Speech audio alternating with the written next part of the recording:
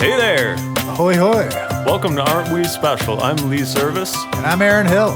Every week on Aren't We Special, we take turns choosing a stand-up special. We watch it, and then we talk about it. Yeah, but it's not a review. We're not Nope. critics. We're comics. Talking about stand-up comedy. Stand-up comedy, my favorite art form. Not mine, but we're still here. Close second. Close second. All right. Enjoy the show. I enjoy interpretive dance. All right. We're back. Once again, Pew, pew, pew. Backstreet's back. All right. Do any mics this week? You don't want to talk about that. I'll talk about what I did. I did, what did I do? I did no forks last week. And it was a humbling experience. Humbling. Yeah. I really missed my open mic. Because, like, at least I could sort of workshop things a little bit before bringing and even though they're all just open mics, it was almost like a pre-trial, you know? Kind of throw something out at my mic, see how it's received. Sure. Yeah. And then bring it to... Yeah, I got you. Yeah, so it's... I don't know why. Maybe it's because I'm driving into the city, because, you know, my mic was just in Kempville, so I felt like there was less pressure. If I tried something out and it bombed, there was no real... And I had unlimited time to do it. Yeah. So now if I'm driving into the city for a 6-minute spot, and I waste a whole 2 minutes on something that's going to get nothing, it's like, it just feels like a fail, you know? Yeah, I understand that feeling. It's the opposite of that. You're gaining valuable information. We got a mosquito in here. This is like the... We got a mosquito. This is like the Breaking Bad episode where they're trying to cook meth and that one fucking fly... Oh. Yeah. Did you get it? Oh, close. Hold on. Boom! That's how we do it, motherfucker! Die. I have zero emotion for None. killing bugs. I don't even understand people who still take that. I'm like, how do you feel about cockroaches in your kitchen? Do you let them live? Are you at peace with cockroaches? Makes no sense. Rodents, I start to... But, like, if you're in my house, I'm going to kill you. Well, of course. Yeah. That's the laws of nature, baby. So I went to No Forks, and I had like 3 bits, brand new bits that I wanted to try, and they were kind of. I feel like my writing is starting to change a little bit. I'm getting more bits than jokes. Oh, what's the difference? Like, well, maybe there's no difference. Just longer form, maybe less one-linery is what I'm trying to say. Okay. Yeah. You know, something that requires like a full minute. Okay. Rather than a one. What I should say, I'm getting less, I'm going more towards longer jokes, less one-liners. Cool. Not that I was ever one-liner, but like I was kind of leaning on shorter jokes. Okay. And then like changing topics more frequently. Yeah. Whereas now I'm like trying to stick to a topic for like, you know, at least a minute and dig in a little. Good. Mine, you know? Yep. And so anyways, I had a few that I wanted to try out, but it's funny, you know, because you do, like, to me, it wasn't a bomb fest. But okay, first of all, there was a table of 3 people. It's No Forks is the Carleton University campus, basically, right? Ottawa U, but yeah. Ottawa U, sorry. Ottawa U, so like table of 3 students and then like 12 comics at the back. Yeah. You know what I mean? Yeah. So it's like, and I was bullet. So, you know. Which, by the way, you should take that as a compliment. Yeah, I guess so. Yep, you should. I don't mind bullet, honestly. I think there was a part of me that makes me think like, oh, you're putting me first. It's almost like the opposite of getting picked last on a sports team. Mm-hmm. Whereas I feel like, oh, you're putting me first. Well, you know what it is? It's because I come from the music background. Oh, where the weakest one goes first. Exactly. Yeah, I see. Whereas, you know, so anyways. Not like that in comedy. It's a badge of, you should respect it. Okay. And guess what? Further you go, you're only going to go firster. Right. Right? You can start getting paid to go bullet on a weekend spot or host a weekend. You're starting from ground fucking zero, so you might as well get used to it. And you're, you get to go. Is there another mosquito? Man, they're so bad. I took a pee when we were on, and like 8 of them just around. Oh, Yeah, wild, dude. Yeah, they're bad out here. Actually, I have a zapper. Maybe we could hook it up. I think it's under the couch. Zap. There he is. Yeah, so we went. This Continue. might be. We might have to move inside. So bullet. What was I gonna say? Oh, it's if someone, you're not following, because someone could go before you. Let's say you're going second. Someone could go before you and potentially do terribly, and sour everyone there on the whole thing, and now you have to like win them back. You know what I mean? I do, but it can work the other way too, where now they're ready. They were ready to laugh at the first person who didn't accomplish that goal. Okay. Now that tension's even more, and when they do laugh, it's going to be that much harder. So if you can just make them laugh, it'll work to your favor. True. Yeah. Yeah. Okay, so I did that, and it was just, I did a few bits, and I didn't videotape it, but I did an audio recording, and it was just, it's hard to like to kind of work on bits that way for with such a small audience. It is, and I think I'd say at some point, I don't know when, but you have to start to develop your internal sense of your internal barometer for what works and what doesn't and why, right? Like, and how much of that do you think is just how much you enjoy doing that bit? But that's what I'm saying. Like, it has to be ultimately. You have to really look at it as objectively as possible. You try to get outside of your own self and look at yourself as somebody else sees you, right? Which is hard, especially in the beginning. But ultimately, I think that's what comedy teaches you. Like, you send things out to these complete strangers. They react instantaneously. Ultimately, you do it again, it does start to cultivate within you a sense of like, oh, maybe this is the way people would see me, or this would make sense to an audience. It's not necessarily about what I would like. Oftentimes the bit, like even when I'm still writing, bits that I love so often fall on their face. Yeah. And I still fall for it. I still get caught up in that. Yeah. And I'm like, this is gonna kill. I'm gonna get a fucking special off of this. It's gonna be over. I'm gonna quit my job. It gets a guffaw, and then next. And you're just like, how can I continue to fall for this stupid thing, right? So what I'm saying, like when I say that, it's not about what I like. It's about developing a sense of like, objectively, what do I truly think? And that it hurts to look at yourself that way sometimes, because it's not easy. But I think you can develop that over time. And because you're right, you can't, if you got 3 people in the crowd, what feedback is there to really garner from that? But if you can look at your own set or listen to your own set back and be objective and be like, well, I guess it kind of dipped here, or maybe this part wasn't as clear as it could have been, right? You can start to really break down yourself in a critical way. Yeah. I think that's helpful. And then weird things happen too, because I did another mic. What else did I do? I did Poor Boy on Thursday. Oh, and I did Swizzles on Monday. So so No Forks was the week prior. So I took the bit that I thought was doing the best from No Forks, and then I brought it to Swizzles on Monday.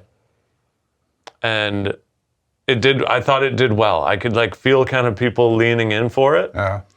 And it seemed like I really had the room for it. And it wasn't like, a huge explosive thing, but I felt like I had them. And then I'm like, okay, this bit's shaping up. So then I try it on Poor Boy on Thursday. And it was the worst part of the set. Okay. I lost everybody. Interesting. Was that me being like, okay, I know this is gonna work. This is working, so I know it's gonna work, so I'm getting lazy with it, maybe subconsciously. Yeah. man, it's such a crazy thing. That's it. And yeah, again too, like, and I think this goes for everywhere you perform, whether it be, you know, if you're at like a pro, again, world touring level where you're playing, you know, Madison Square Garden versus California versus internationally tour, like every place is going to be a little bit different. Or if you're at like a pro-am level, you know, this mic does tend to have these general sensibilities, right? Like you can never pin something down hard and fast, but there is kind of generalities that you can start to see. And then you can play that into your feedback too. It's like, okay, well, this bit didn't do great there, but I know at this place, they tend to like this type of thing. So I'm not really, I'm going to take that with a grain of salt, you know? And that's just getting out there and experiencing it and starting to understand like what rooms tend to favor what styles. And Yeah. da-da-da-da-da. Yeah, and I feel like anytime you have less than 20 people, it's going to be really hard to get a read on what's working and what's not, because you're not getting that like unified thing. Yeah. You know, it can be done. It can be done, but I hear what you're saying. Yeah, it's hard. You're not getting that like thing where it's like, okay, I've got them, Yeah. and they're buying in, and if something falls flat, well, then that's because they're not buying it.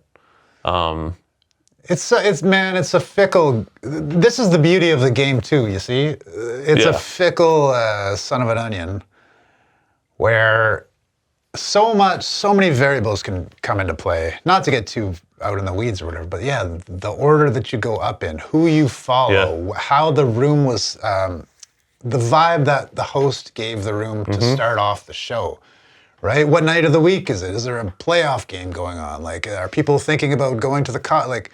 There's so many things. So it's important to listen for laughter and feedback, but ultimately there's always a lot more going on. So I think being able to parse out like when it actually means that your joke sucks and when it actually means, well, maybe circumstances just weren't great. Let me try it again or whatever it is. And yeah, two things. One, so the Monday at Swizzles was Victoria Day. Oh yeah. So it was the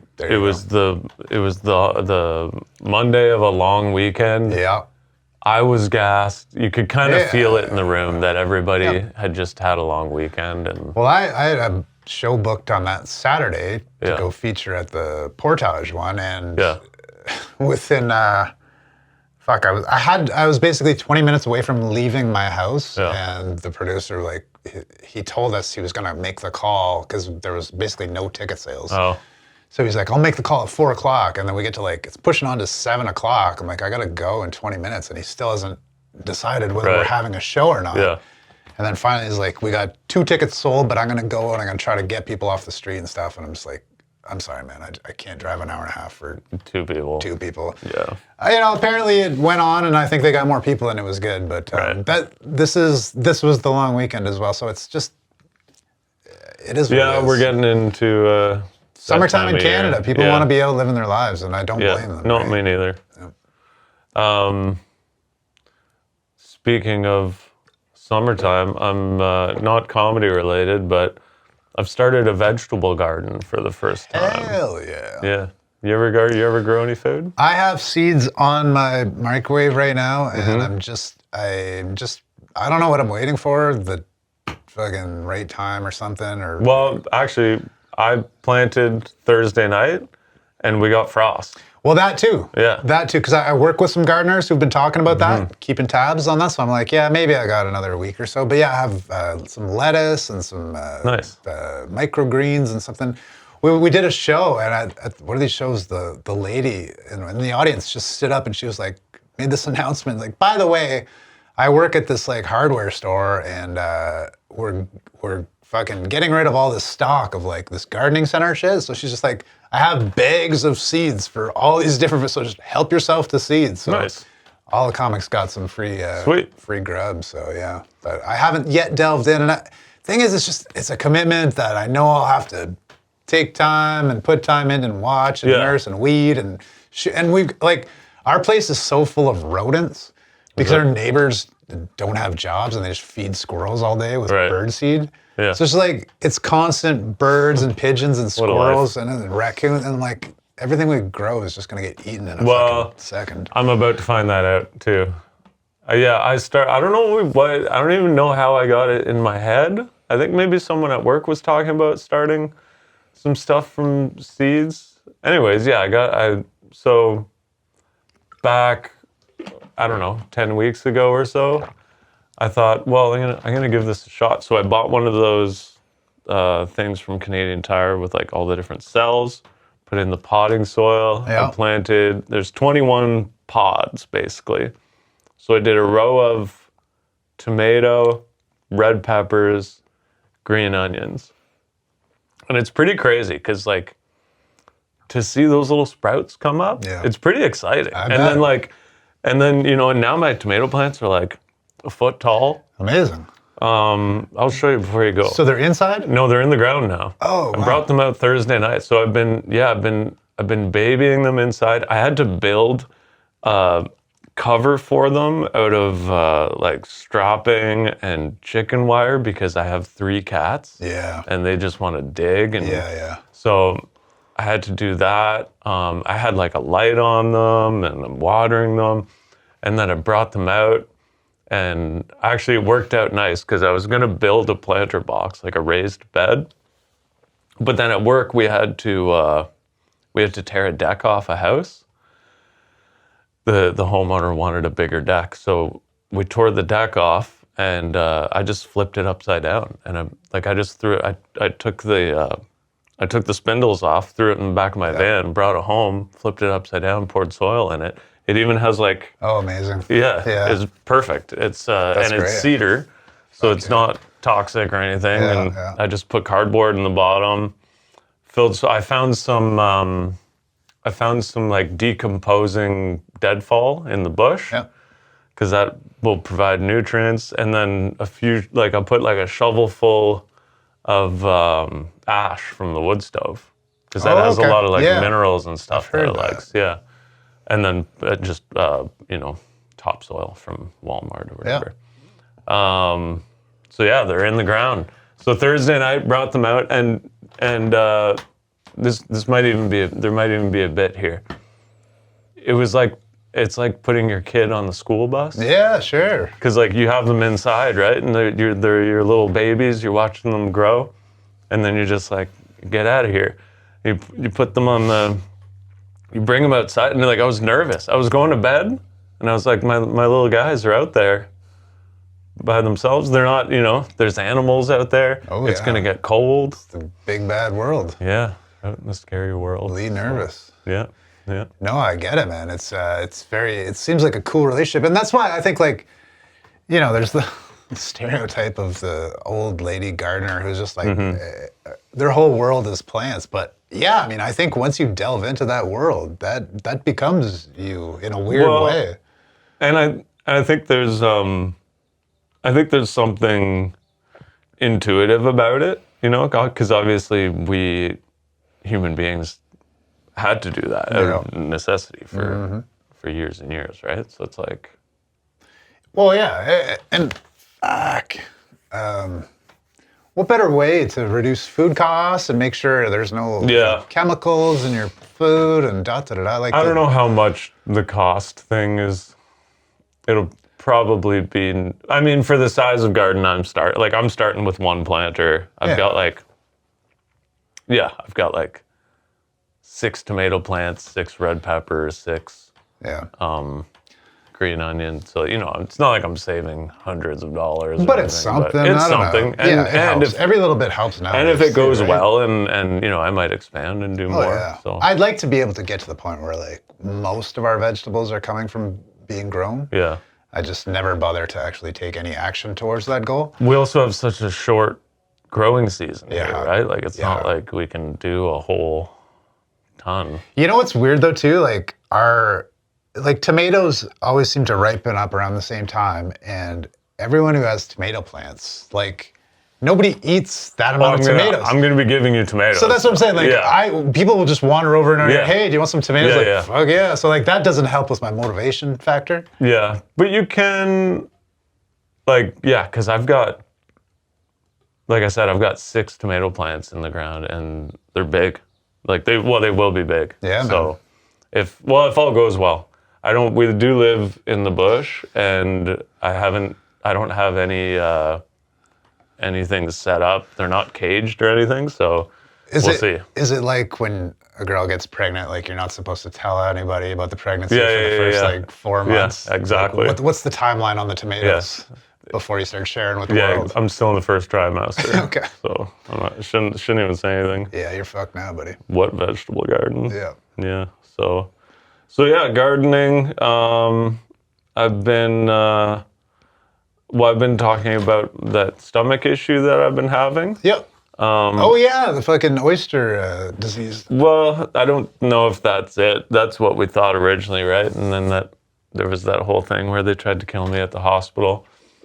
And yeah, I'm still kind of fucked up. Yeah. And so I'm drinking decaf coffee. What? Yeah, do I have a mosquito on me? Ah, 2 for 2. Got him. Any more heroes? And I'll say this about life without coffee. Because let's be real, decaf coffee is not. Well, you know what's funny is like I'd noticed your eyes were a little redder and watery. Yeah, today. I'm not doing well. Damn. I feel for you. I've quit cigarettes. Mm-hmm. I've quit weed on and off. I'm actually on and off with weed. I haven't smoked weed in like a week. I've been weed's been kind of going a bit weird for me. Last time I smoked, I got usually I'm pretty seasoned with weed. Last time I smoked, I got like real weird. Uh-huh. Yeah. Was it a different strain? I don't think so. Like dark thoughts, kind of paranoid, and just wasn't enjoyable. I'm like, why am I doing this? Yeah. So I haven't done that in a week. But point is, yeah, I've quit weed, I've quit cigarettes, I've quit drinking. I barely drink. Crack. But crack, of course. But ass crack. But coffee, man, that's a tough one. I can't I don't know how you do it. Now, to me, I love a weekend coffee, but I need a weekday coffee. If I don't drink weekday coffee, I don't work. Yeah. The only motivation I can find in the morning to go and do work to even get up is drinking coffee. No, I can get up, but to do work, literally to put boxes in cages and to scan barcodes, I'm like, you will never get me to do that of my own volition. No. That's all caffeine and necessity of money, but I have zero motivation for that, right? It's all coffee. Yeah. So yeah, I don't know how you do it. Now, did you go to work without coffee? Yeah. Fuck. Yeah. How's that? It sucks. Fuck. Yeah. I just feel tired and shitty all the time. Why coffee? Why did you cut out the caffeine? Oh, it in relation to it's hurting your... physically hurts me. Like your stomach or what? Yeah. Fuck. Yeah. I don't know. Something's going on. But I'm still here for the time being. You should, have you followed up with the doc? I'm waiting. Okay. Yeah. The waiting game. It's that free healthcare, you know? Funsies. It's good because it's free, but it sucks because you gotta wait. Yeah, you do. But anyways, what else was it? So there was gardening. I'm pretty excited about that. You should be. I thought there was something else I wanted to talk about. I'm gonna take the plunge too. There's nothing better than a homegrown tomato. Like you can still, it's not too late. Like you can still start stuff from seed. Outdoors, you could start cucumbers from seed outdoors. Well, we have a garden, like a planter box in the backyard. It's ready to go. I just need. Oh, dude, get in there. Yeah. Maybe tomorrow. Yeah. Our neighbors, they don't even. All they do is they take their compost and dump it over their deck into a garden. Okay. It's not even like a box or anything. It's just soil. Yep. And whatever grows, they harvest. Amazing. That's all they don't even he might go out and turn the soil once in a while, but they're just whatever. You cut up a pepper and you get the seeds or cucumber or whatever. Hell yeah. and just like toss it in some dirt, and stuff wants to grow. Like actually, my daughter brought home a tomato plant from school last year because they like started one from seed, and I think my wife thought that she killed it and like chucked it in the bush, and it grew. Right. And like forgot about it. Like didn't water it, nothing. Yeah, she just chucked it in the bush, and then like we were picking tomatoes off it. Yeah. Yeah. Yeah. Well, these plants didn't have humans always to water. No, them. they want to grow. They're out there on their own, right? Yeah. Yeah. Yeah. So that's fun. And then maybe, yeah, I'm gonna have a shitload of tomatoes, but maybe I'll can. Oh, can it? Or make a Can big some pasta fazool, you know what I'm saying? Bro. Spaghetti sauce. Actually, I saw a video. Like, man, I don't watch shorts or whatever, Yeah. but if I am gonna watch shorts, it's the cooking ones. Oh, yeah. Where they make something and like they show you all the steps in like 10 seconds. Obviously, it takes much longer, but Yeah. they like cut tomatoes in half and just like put them in a big frying pan around the outside, and then put like onions and garlic and oil and shit in the middle, and then they like cover it, and the tomatoes get all soggy, and then like you just take the skin off. Yeah. The skin just like comes off, and then you mix it up, and you have like this amazing looking pasta sauce. No, I totally agree. The internet's a gold mine for cooking stuff. Oh yeah. Have you seen? There's this guy. You should check him out. He's an Australian guy, and this will be a good segue into. Is he a bogan? Urzila. I saw that.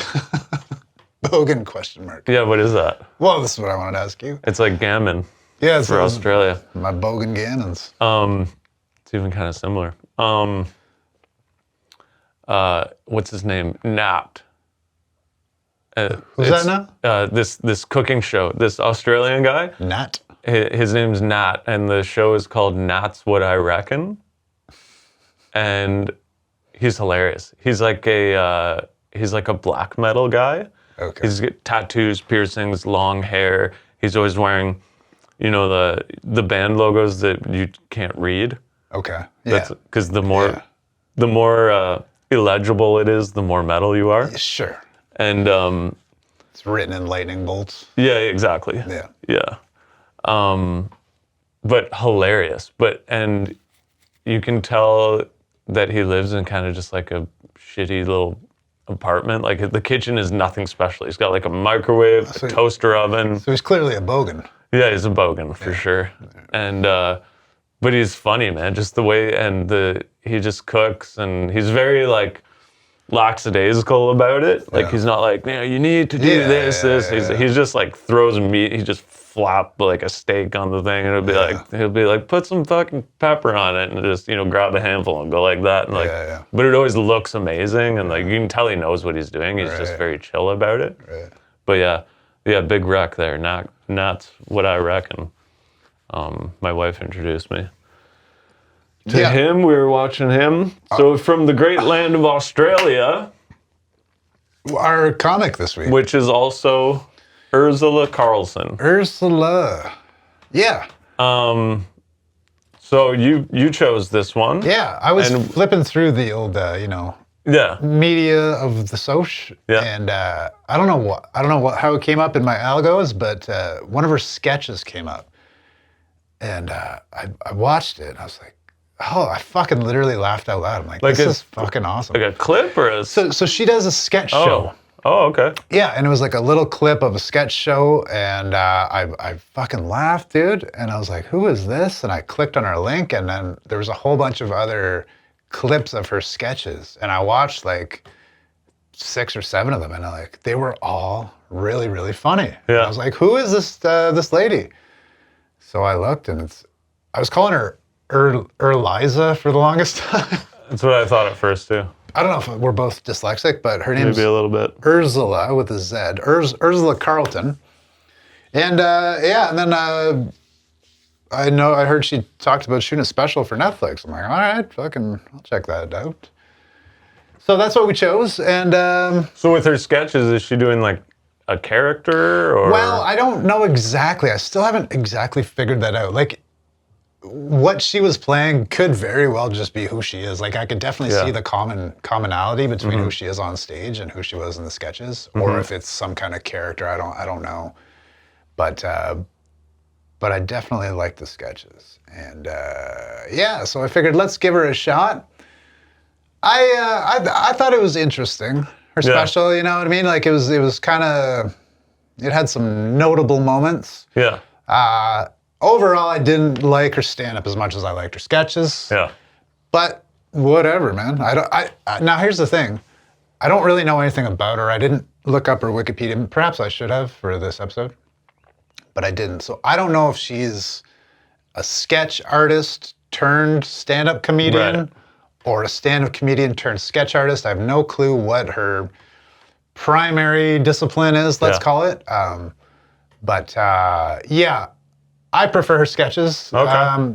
I thought she had some really great moments in the special. But I don't know. So she shot it in Australia, right? And she is Australian, but she's also South African and lived in New Zealand for a long time. So she's kind of blending a lot of different cultures, and sometimes it's hard to pick apart what's what. Right. But I don't know. I did start to question, like, is Australia's stand-up scene maybe just not as cutting edge as North America? I don't really know much about it. Well, I think Australia is like pretty similar to Canada in a lot of ways, where it's like, so not quite as, I think Canada, I think it's like pretty safe there. Like I don't think you can get away with as much in Australia as you can in the United States. And I think maybe we can get away with more in Canada, but only because of our proximity to the United States. What do you mean get away with? Like in society or in comedy or? Yeah, just like as far as like pushing boundaries? Yeah. Well, see, now the other thing is, I don't know. That's just the vibe I get. But so my big first introduction to Australian comedian, quote unquote, was Jim Jeffries, who's hilarious, and all he does is push boundaries. Yes. But then again, he grew up in Britain, and that's where he really cut his teeth. And I think then he brought it over to Australia. So he might have already been basically developed by the time he got there. Right. But I mean, he's all boundary pushing, right? Yeah. I don't know. I don't really know that many comedians out of Australia, I suppose. So it's hard to get a sense of what it really is. But I just get the sense that it's probably not as developed as North America's, or as what would you say, hot culturally. Like it's a hot commodity in North America right now. That could end at any moment. I'm kind of waiting for the bubble to burst. In a way. But I don't know if it would be like that in Australia. And that's not bad. Like Australia seems like you can just live a amazing life, go surfing, go to the beach, go on a dune buggy. Yeah, why would you need to do comedy? You know what I mean? It's kind of like Canada in the summer. Like you just want to be living your life. But do you know who James McCann is? I do not. James McCann is pretty funny. He was kind of he's Australian. I think he kind of goes between the United States and Australia now. He's kind of part of like the manosphere, I guess, if you will, now. He's kind of been, Shane Gillis and Matt McCusker have kind of like taken him under their wing. He's been on Rogan a couple times. He's been a guest on Kill Tony several times. So I mean, by this point, it sounds like he's probably a bit more Americanized. Yes. Yeah. But very much Australian too. Like you could tell, like he legitimately loves Australia and cares about Australia. And actually, last time he was on Rogan, he was talking about how he's probably going to run for office in Australia. Oh, cool. So, yeah. But he was talking about sort of how comedy is there, to the point where he even, and I don't remember what it was, but I remember the sentiment being that he was so frustrated with it that he had actually quit for a while. Yeah, I can see. Because like it's all like festival driven, and the way that you get into the festivals is very sort of unfair in whatever way he described it. And yeah, so. I can see that. I mean, and in a certain sense, I think we can probably relate as Canadian comedians, at least, from our own experiences, but also from what we hear from our peers and our industry at large, which is like America versus Canada. It's night and day. Like trying to eke out a living in Canada as a comedian is a tough uphill battle. Yeah. People do it against all odds, but mostly they leave and go to America because you can actually, like, the ceiling is so much higher in America, right? So in that sense, even just us in Canada, we look at America and covet what they have in terms of the opportunities for comedians. So I could imagine in Australia, it's probably not even as developed as it is in Canada. Right. So if you're really aspiring to do this for a living, I could definitely get being frustrated with it. You know what I mean? Like, it's one thing for someone to be established elsewhere in the world and then come to tour through Australia. It's another thing to come from the ground up.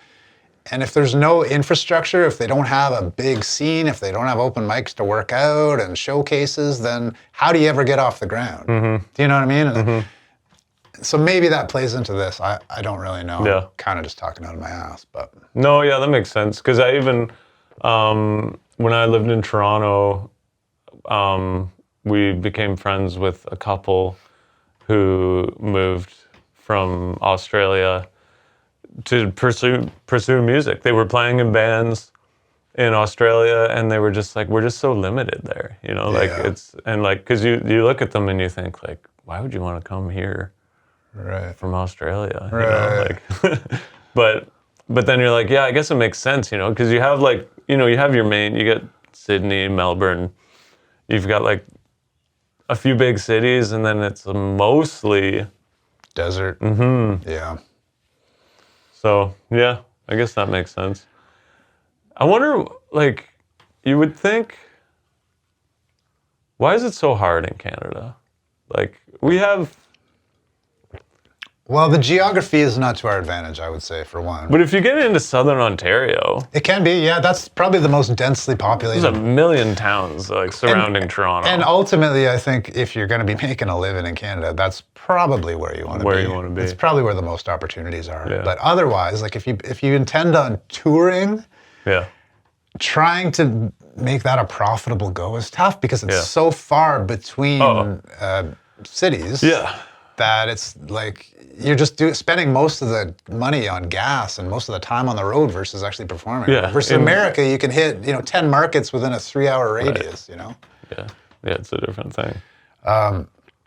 Yeah, I liked. I thought she had some really good lines. And you know what? You know what else is funny? Like when I was watching her stand up, I could definitely see how in her head it was like a sketch, and I wonder if that's not just her default way of thinking about material and developing it. Because a lot of her jokes I found, I was like, oh, I could definitely visually, I could see the way that would play out on screen. It just didn't really land for me in terms of a stand-up performance. Interesting. She did have some good lines, though. I really liked when she was like, so she's a larger lass. Yeah. One of her lines was... a few meals ahead and a few shits behind. A few meals ahead, a few shits behind. I'm like, holy fuck, that's funny, dude. Yeah. Yeah, that got me too. That was kind of the first one, I think, where I was like, Same. Yeah, I just found like there was, definitely a few lulls, but then some lines that were just classic. Yeah. She did. I was sort of impressed by her ability. Well, like what we were talking about earlier, like the ability to stay on a topic for an extended period of time and keep it interesting. Yeah. I thought she did a pretty good job of that. Like that whole sex tape bit was pretty long. And, for sure. And like pretty fun. Yeah, it was. Yeah. And I liked how she got into that, whereas, what did she say? Oh yeah, I don't want to lose too much weight. I'd end up in porn. Yeah. Like that's funny. Yeah. And then she kind of breaks down how like hot people always end up in one way or another being porn stars, whether it's home movies or whatever, and then ugly people don't have to worry about that, which I don't know, I thought it was pretty funny. No, it is funny. And she picked out a good-looking couple at the front and was I thought she was actually one of my first impressions was like I thought she was good at being interactive with the crowd. Yep. like she put out some questions to the audience, right? Well, when she was talking about the Moon Cup, Yeah. which in Canada is called a Diva Cup. Right. It's the alternative to the tampon. Yes. It's like a cup that you fold up, I think people know what it is. stick in your vat. I'm going to explain it anyways. Okay. For the ladies out there. Let me explain. We're an inclusive podcast, everybody. Yeah, the cup. But yeah, she put it out to the audience. Do you guys know what a Moon Cup is? And then, what was it? Oh, she had them all explain it to each other. Oh, that's what it was. Yeah, that's yeah, what yeah. I liked. Yeah, it was cool. Yeah. Yeah, because you don't see a lot of that, right? Yeah. And then, yeah, she goes, like, ladies, explain to the guys. Yeah. Turn to the guy that you're with. And it almost reminded me of growing up, going to church on Sunday mornings. They would start with music, and then before they got into like the sermon, Yeah. they would always do this. It was like this like greeting part. It would be like turn to the Okay. people, like shake some hands and Yeah. kind of cool, almost like forcing community. Yeah. Like, No, I all hear right, you. okay, before we sit down and listen for half an hour, Yeah. turn around and say hi to the person sitting next to you, in front of you, Yeah. and behind you. Shake their hand and ask them how they're doing. Yeah, you're right. That is a cool element that we don't then you almost- necessarily see a lot of. Because in it's stand-up. weird. No one really talks about how kind of weird it is to file into a place, Yeah. sit this far away from somebody that you don't know. Yeah. And then take in the same show or whatever it is, right? It's kind of weird. And then walk away without even having said hi to them. And often it's talking about the most intimate parts of Yeah, our lives or right. the most relevant, you know. Well, and even if it's not, it's like it's an experience, and you're having emotions and whatever, and it's like you're sitting next to this person that you'll never see again, and you don't even bother to know their name or whatever. So it's actually, yeah, I really liked that. Turn to the Yeah. person next to you and whatever. And I didn't feel it stalled out the show because No. they were obviously as engaged as they could have been, right? Yeah. Like so, because sometimes I feel like crowd work can delve into if they give instructions or whatever, look under your seat, or whatever. It's just like, it's lost time. You lost momentum. Mm-hmm. There was no momentum lost here. I found they were part of the bit. I don't know. It was well done. Yeah, brings everybody in. It gives it a communal feel. We're all in this together, kind of a thing, right? Yeah. I like that. I liked when so she brought up the word bogan again, and I do want to tell, like, my perception of it, knowing nothing at all and just being an ignorant jackass, I could just literally Wikipedia it in 2 seconds, but I'm just gonna go off the top of my head Hey, because we still haven't looked up gammon. We've been talking about that since. Yeah. that's true. Yeah. But I think bogan is just like a ghetto person. What was the context? Yeah, the context was when she was talking about drinking out of a bag of wine. Oh, like a bogan. And then the audience was kind of like quiet, but she kind of, you could tell she was just playing off of it too. She's like, "Oh, you guys have never drank boxes of wine?" And then she's like, "Let me tell you something. Yeah. We've all drank out of boxes of wine, especially if you got bogan friends." So I think bogan just means like ghetto, or just like maybe poor, working class, something like that, right? Because then she went on to say like she used to like disguise bottles of wine. Like when they're done, she would pour the bags into the bottles and make them look fancy. I like when she described the boxed wine hangover. Right? Wasn't that good? Because she went pretty dark with it, and up to that point she had been clean. It was just the old switcheroo. Do you remember the line? Something about what was it? Well, so she describes like a fancy wine hangover, and she's like, "Oh, I might not be able to play badminton this afternoon." I really liked her fake laugh too. That was brilliant. When she sort of impersonated like classy ladies or whatever, and she put on like a face and a laugh and stuff. It was really good. And I think that's where one of the moments where I was like, "Oh, this would be killer in a sketch," right? Like her acting as one of those fancy ladies. But then her flip was like, when you drink a box of wine, it feels like Feels like Satan fucked my skull last night. Yeah. And he's got a big dick. Yeah, and that hit hard, right? Of course, because she's not that type of comedian. She's not talking about that kind of stuff. No, she's not. So yeah. She, I was pleasantly surprised because it's an interesting dynamic because I didn't pick it. Yeah. So it's like if I pick something, it's this weird thing where I'm like, well, I really hope it doesn't suck because Aaron's got to watch it too. Right. And we got to talk about it. So I really hope it doesn't suck. And then that kind of puts like an added pressure on it not to suck. So then I have a higher bar for it. Yeah, I hear you. But when you pick it, I'm just like, okay, I have no idea. You could have just picked it randomly. Yeah.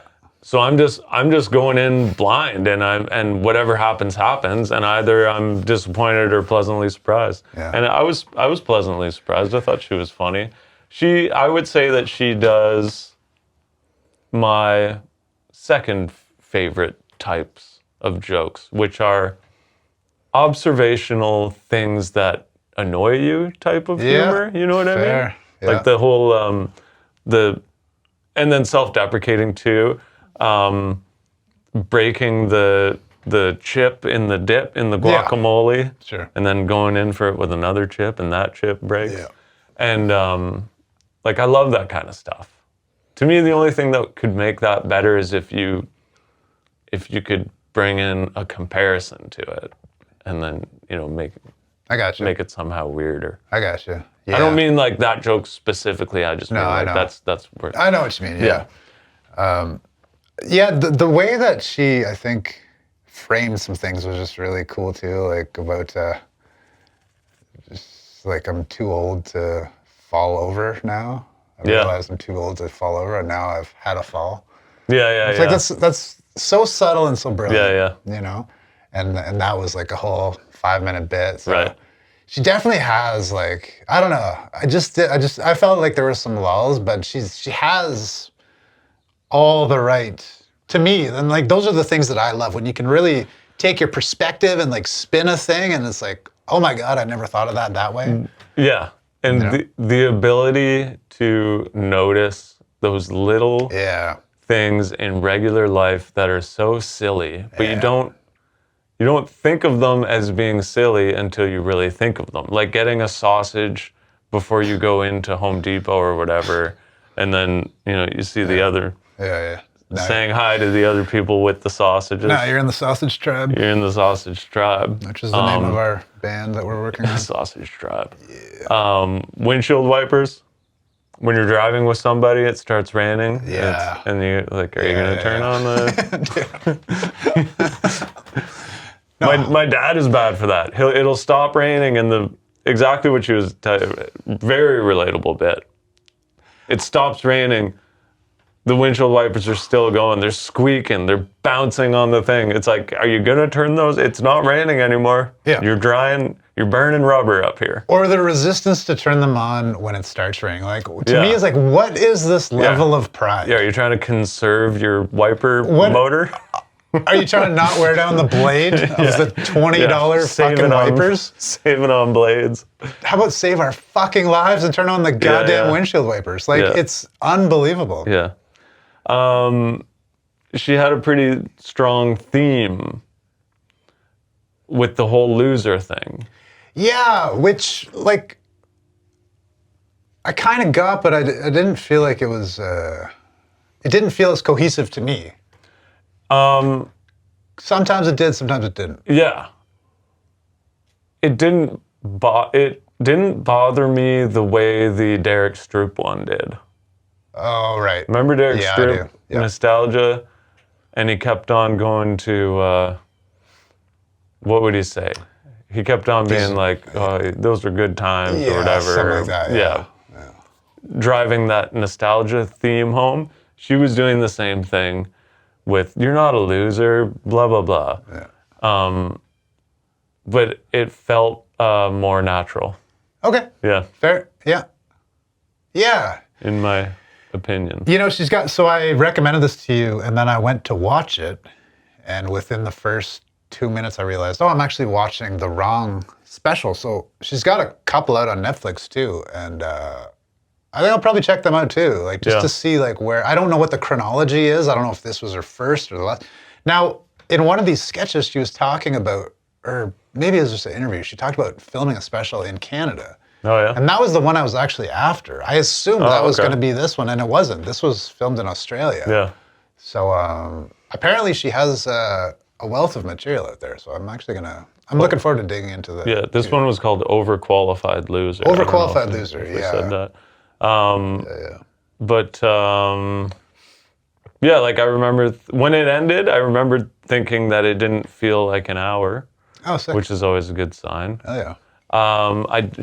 Her accent is pretty thick, and I did feel like I probably missed a couple punchlines. And the language too. Like there were words that I just didn't get. Yeah. I think I got bogan from the context. Let me know if I got maybe bogan is something completely different race of. Right. I don't know. Who knows.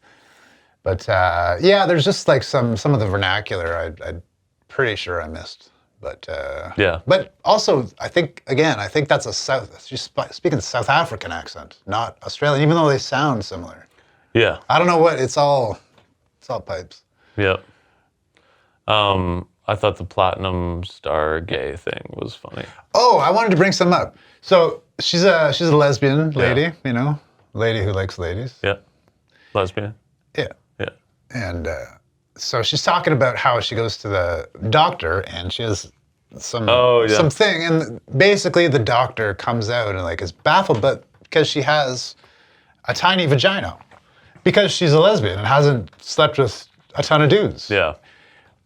Now, she puts it in the context of she goes out to the waiting room, gets her wife, brings her in, and makes the doctor repeat what he just said, and now she's all glowing and stuff. So it's this like braggadocious thing about having a small vagina. Me, I was like, well, if you're a lesbian, what does it matter? Yeah. Like, I don't understand how that makes lesbian sex better, to have a small vagina. Yeah. Well, no, but her thing was, she was just pumped that someone described something on her as tiny. Oh, petite. Yeah. Maybe that's what it is. But do you see how I would confuse that? Yeah. Because like for men, or whatever, it's a generality and a stereotype, but we value petite vaginas because there's more feeling, there's more sensation. It's not like flabby and loosey-goosey and hot dog down the hallway, you know, all the tropes.